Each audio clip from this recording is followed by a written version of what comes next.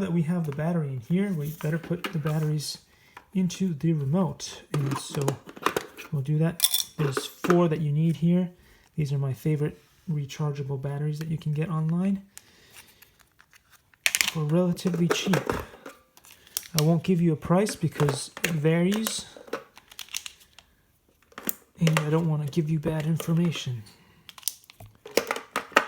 There we go. So all the batteries are in nice and snug.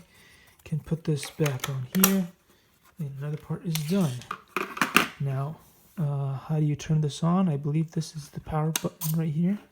It looks like it instantly connected up, so that's a good thing. As you can see here, it's got to have the auto adjustability, so it will auto adjust in the air, unlike some of the other planes that I've messed around with.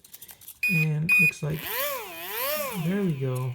So far we have this down. In the next video I'm going to try to attach some wheels to this thing, all right? Some landing gear. Thanks for watching.